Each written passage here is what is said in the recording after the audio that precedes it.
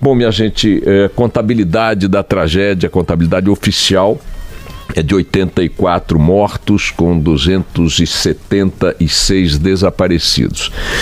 A partir da 1h, a partir do meio-dia, não sei exatamente qual foi a hora do rompimento da barragem de Brumadinho, mas enfim, a partir desta hora, no dia de hoje, terão se completado 5 dias inteiros desde o desmoronamento daquela barragem B1, né? E com esses 5 dias, o protocolo de buscas dos bombeiros adotados para esse tipo de terreno, esse tipo de situação, estabelece que já não há mais a possibilidade de encontrar sobreviventes. Em outros eventos do gênero, deslizamentos, bombardeios, enfim, terremotos, as tais bolsas de ar, né, acabam permitindo, já ocorreram situações em que sobreviventes foram encontrados sob escombros, porque ali conseguiram ar, conseguiram até água, coisas do gênero, algum alimento. Ontem o comandante do bombeiro conversava conosco de Minas Gerais, lembrou até de um evento em que uma resgatada estava há mais de um mês sob os escombros e foi salva, mas não é a característica da tragédia em Brumadinho, em que essa lama de rejeitos de minério misturada, né, com água, e esses rejeitos faz uma massa espessa, faz uma lava fria que se infiltra em todas as frestas, em todos os buracos possíveis, tapando qualquer possibilidade de uma pessoa ali encontrar ar ou encontrar condições de sobreviver por mais de 5 dias, isto entendendo que esse protocolo já adota padrões bastante conservadores neste sentido. Com 5 dias cheios, o protocolo estabelece que já se pode remexer a terra com a utilização de máquinas pesadas, o que acelera o trabalho e amplia a área onde ele se dá. Até o 5º dia, esse protocolo, pressupondo a possibilidade de encontrar sobreviventes, mesmo com esta característica de desastre, ele não utiliza maquinário pesado, porque este maquinário pesado poderia deslocar, né, afetar esses bolsões hipotéticos de ar ou de sobrevivência, onde restaria, quem sabe, uma pessoa em meio a centenas que foram varridas pela lama da Vale do Rio Doce naquela obra.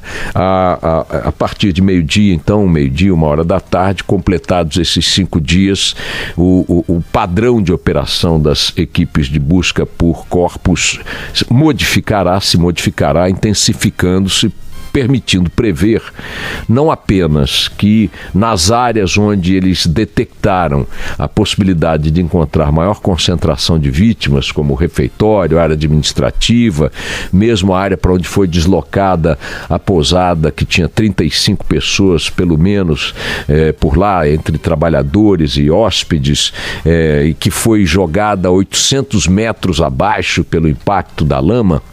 Nessas áreas onde se sabia da presença de um número maior de pessoas e, portanto, de vítimas, o trabalho agora do maquinário pesado tende, pela expectativa dos bombeiros, a alcançar aí grupos de corpos ou corpos em áreas mais específicas, remexendo terra, remexendo lama que já está seca e permitindo, portanto, que o número de corpos recuperados aumente hoje.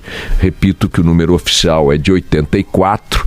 Há fragmentos ou até corpos que ainda não foram contabilizados, porque o trabalho da perícia médica é um trabalho cauteloso.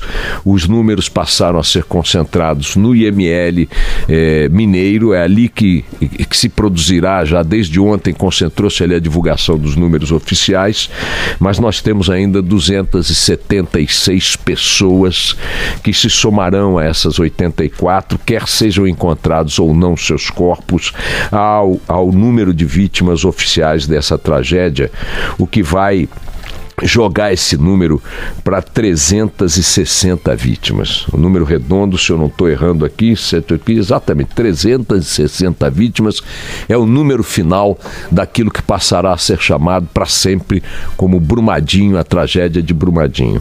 Ontem, a responsável maior do ponto de vista civil, do ponto de vista penal por esta tragédia, diretoria da Vale, né, anunciou a desativação de várias outras barragens similares à de Brumadinho e também a de Mariana, que já foi para o Beleléu há 3 anos, numa operação que custará bilhões de reais à companhia e que é anunciada não depois de uma tragédia que chocou o país, que provocou mortes e danos ambientais gigantescos como a de Mariana. Não.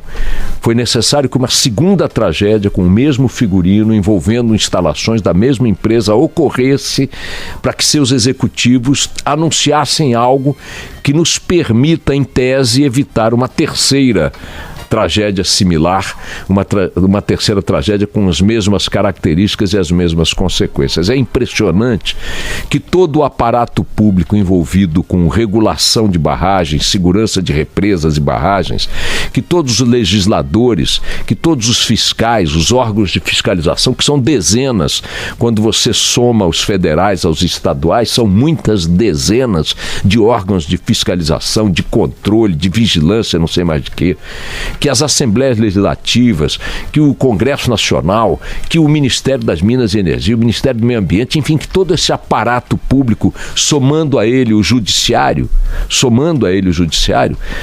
tenha que colocar o Brasil inteiro diante da constatação de que aqui não se aprende com a primeira lição exemplar.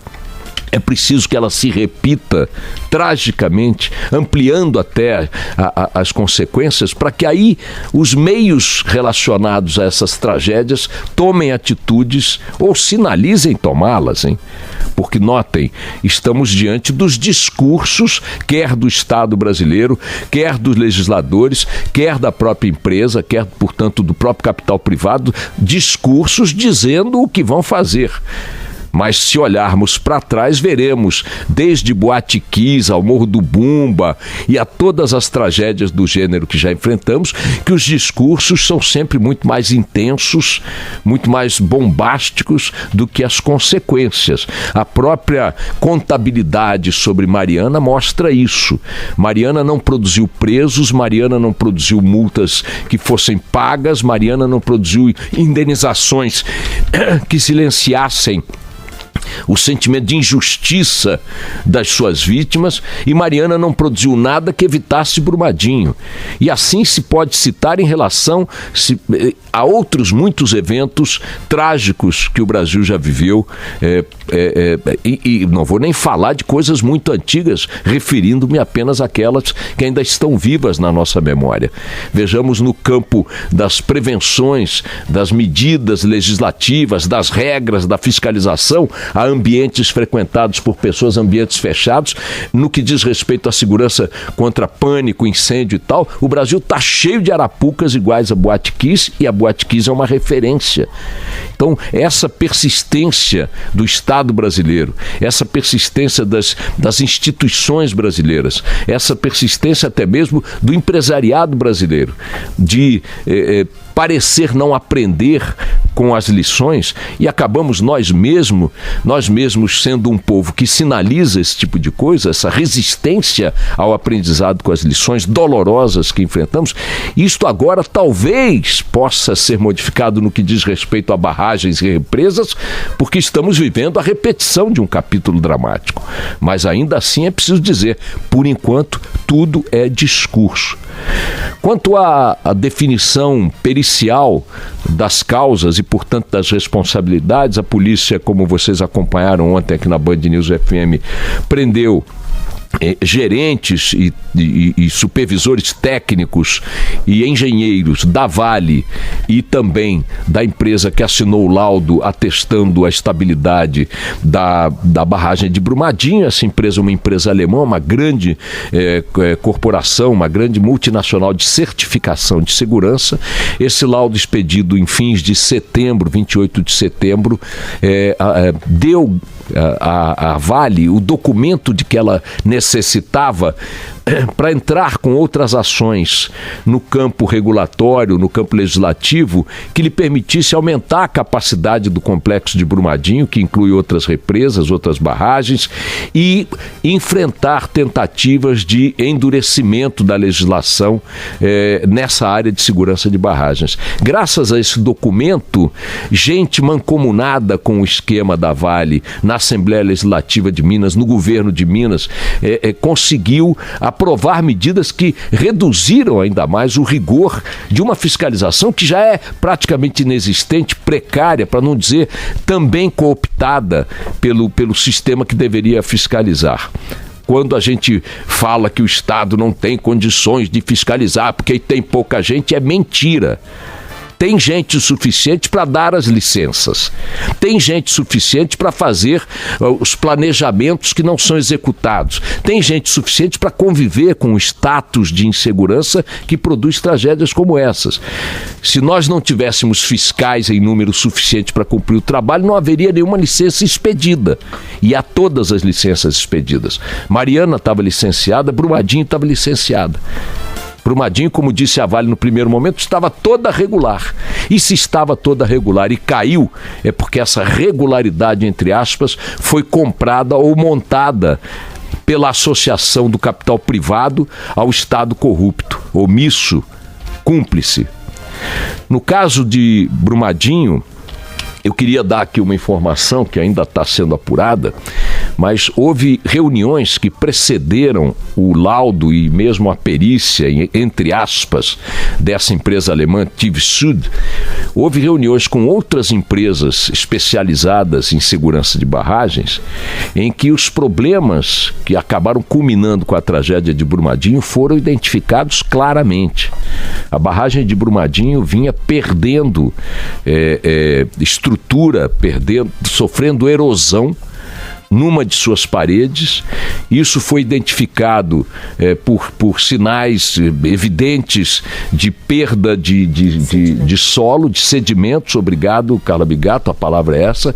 Esses sedimentos estavam escoando a ordem de 2 metros cúbicos por hora na água que descia pelos filtros da própria barragem.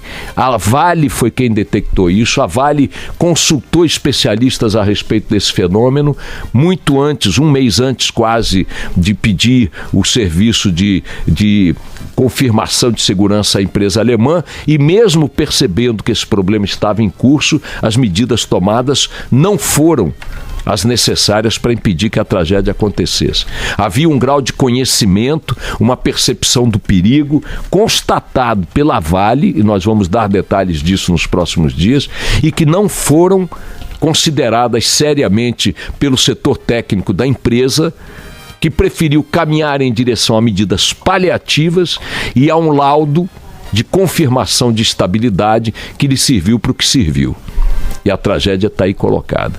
Se esta responsabilidade da Vale, ou irresponsabilidade, melhor dizendo, foi uma irresponsabilidade efetuada na hierarquia técnica da empresa, não tendo chegado à sua cúpula, ficará definido um padrão de responsabilidade criminal e penal, que terá que ser esclarecida pelos depoimentos e pelas investigações sobre os envolvidos. 5 deles já estão presos. Ali nesse núcleo onde trabalhavam esses técnicos e engenheiros da Vale, e ali nessa relação com essa empresa alemã, está, como disse ontem, o ovo da serpente dessa história.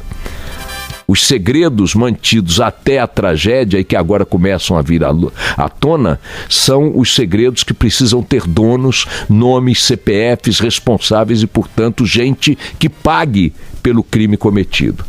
360 mortos é um massacre, e massacres não podem ficar impunes. A gente vai continuar na cobertura com as nossas equipes em Brumadinho e com informações que estão chegando a cada momento. O Barão toca o barco a partir de agora. Vamos lá.